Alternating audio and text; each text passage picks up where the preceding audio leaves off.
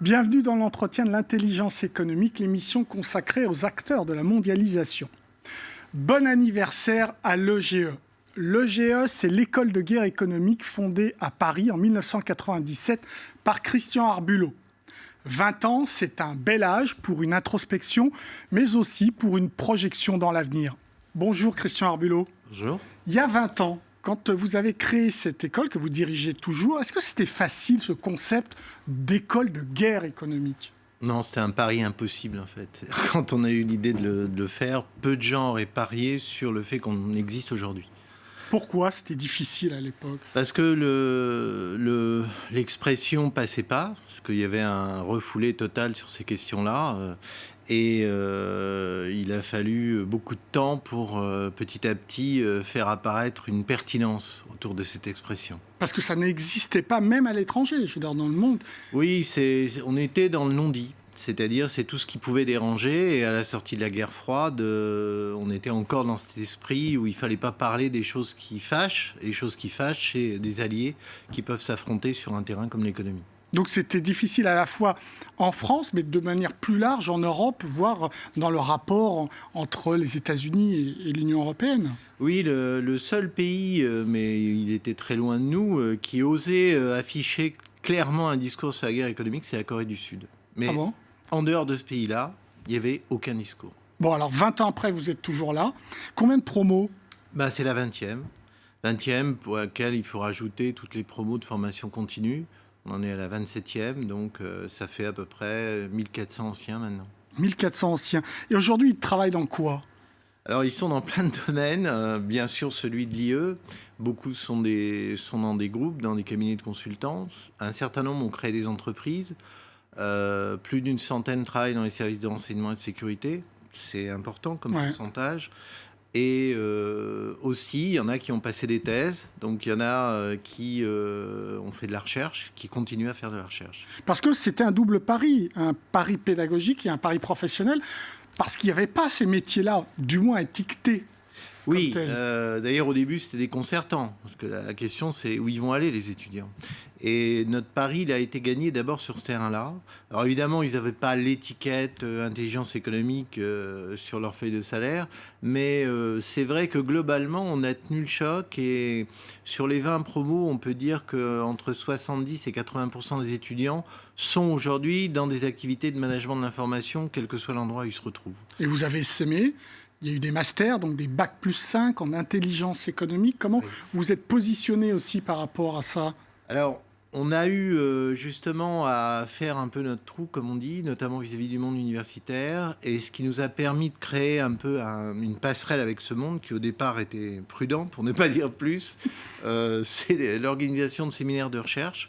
On en est à pas loin de 100 maintenant, en invitant des profs de fac, en invitant des maîtres de conférences. Et petit à petit, le dialogue s'est établi, ce qui fait qu'aujourd'hui, on commence quand même à être reconnu dans ce monde-là.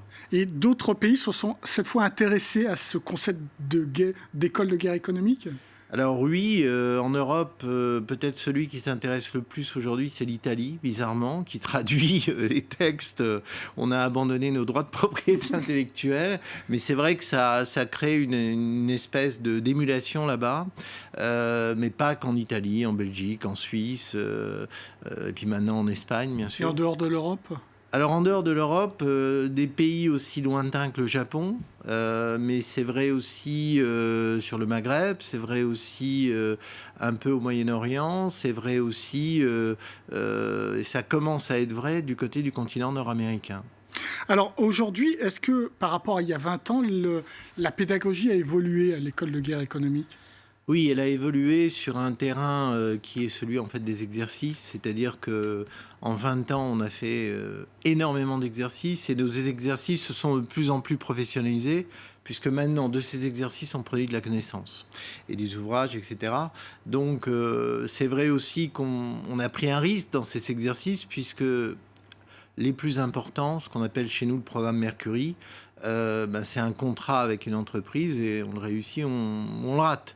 Donc chaque année, on a comme ça 12 ou 13 exercices longs qui durent 7 mois et qui sont la colonne vertébrale en fait de notre pédagogie. Alors, je me souviens l'un des premiers livres que vous avez publié et qui s'appelait La machine de guerre économique américaine. Ça, oui. Et là, vous publiez encore aujourd'hui Le nationalisme économique américain, publié chez les éditions VA Press. Oui. Ça l'a pas changé, alors en fait.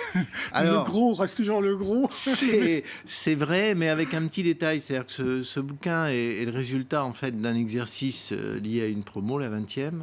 Et on a essayé de faire un marqueur. C'est-à-dire qu'il était important quand même de rappeler la genèse du nationalisme économique américain au-delà des déclarations un peu fantaisistes de M. Trump. Et c'est vrai que ça a permis de voir que depuis la création des États-Unis jusqu'à aujourd'hui, en fait, il y a un fil conducteur et que le nationalisme économique n'en est pas très loin. Alors, vous êtes un des plus grands experts sur les problématiques d'intelligence économique et de guerre économique. Vous avez le sentiment que la situation a empiré en termes de confrontation économique sur le marché mondial?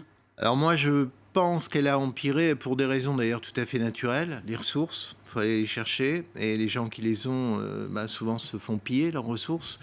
Et ceux qui pillent les ressources ne sont pas forcément des micro-entreprises, ce sont des puissances. Donc il y a tout un tas de logiques d'affrontement cachées, bien sûr.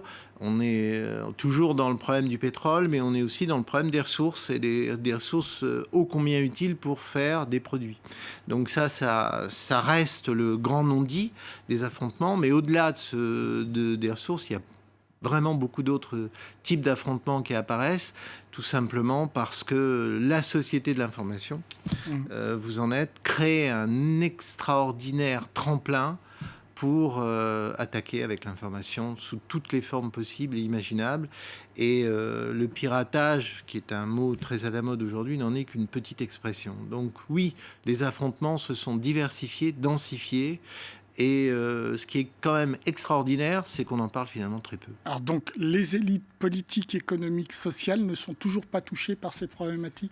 J'ai pas le sentiment que ce soit quelque chose qui leur agite le cerveau dès le matin. Non, c'est le grand paradoxe. Alors, entendons-nous bien, on parle de la France, là. Ouais. Je pense que si on va en Chine, je pense que si on va à Washington, je pense que si on va à Moscou ou à Bombay, à New Delhi, c'est un peu différent. Donc, on est dans un paradoxe. C'est-à-dire qu'il y a une partie du monde qui a parfaitement compris que pour développer un pays, il faut penser ce développement à travers les affrontements.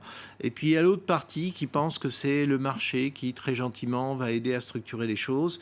Donc je pense malheureusement qu'on est plutôt dans la seconde partie. Alors pourquoi justement, et là on se projette dans l'avenir, à travers l'école de guerre économique, on n'arrive pas à toucher ces élites-là au pouvoir, à les sensibiliser sur ces problématiques? Alors ça devrait être logique. Alors on commence enfin à y arriver au sein des groupes. C'est-à-dire qu'il y a des groupes qui n'ont plus le choix. C'est-à-dire qu'ils doivent quand même passer dans l'ère de la société de l'information. Donc là, il y a quand même pas mal de métiers qui apparaissent. Donc là, vous parlez des grandes entreprises. Bien sûr. Ouais. Et aussi dans l'ère de la confrontation. C'est-à-dire que pour sauver leur peau, tout simplement.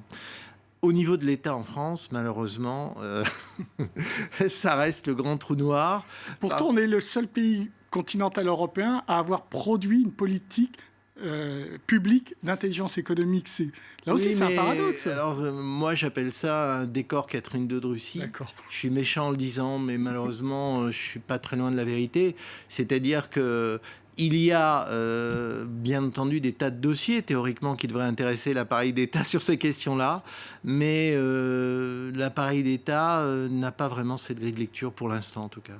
Et même avec ces changements de génération dont on perçoit à travers l'élection d'un Emmanuel Macron? J'attends. On va le voir. Est-ce qu'il n'y a pas une jeunesse qui pourrait prendre le relais, cette jeunesse qui est en partie formée mais bien sûr, elle est déjà chez vous, France 24. Vous avez écrit un super bouquin sur la guerre économique qui fait référence aujourd'hui. Donc, elle existe ailleurs. Il y a des jeunes pour prendre le relais. Maintenant, il faut leur donner le bâton de témoin. Et dans tous les domaines, que ce soit dans l'univers de l'économie de la connaissance ou dans les domaines, bien entendu, de l'économie. Seulement pour ça, il faut que les énarques acceptent de le faire. C'est le point de passage obligé. Je ne suis pas sûr qu'ils soient dans cette disposition d'esprit en ce moment. Votre souhait pour l'avenir de l'école de guerre économique, pour les 20 prochaines années? En fait, on a un projet qui complète le premier, c'est-à-dire qu'on va vraiment parler de plus en plus de résilience, de résister aux différents problèmes qui apparaissent, qui ne sont pas toujours constructifs, qui peuvent être, hélas, destructifs.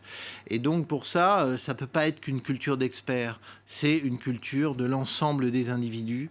On le voit bien dans les confrontations que les sociétés ont aujourd'hui avec un certain nombre de problèmes graves. C'est la même chose dans les domaines économiques, culturels, sociologiques et autres. Donc cette culture de la transversalité de l'EGE, je crois qu'elle a encore un bel avenir autour de ça. Et donc, il faudra peut-être prévoir des liens avec d'autres établissements, c'est ça ? Je pense, oui. Mon vœu le plus cher, c'est qu'on renforce les liens avec l'université, qu'on renforce les liens aussi avec des pays étrangers, qu'on soit dans une culture de l'échange. Merci beaucoup, Christian Orbulot. Encore bon anniversaire à l'École de guerre économique. L'entretien de l'intelligence économique est terminé, mais comme d'habitude, évidemment, vous pouvez le retrouver sur france24.com. Au revoir.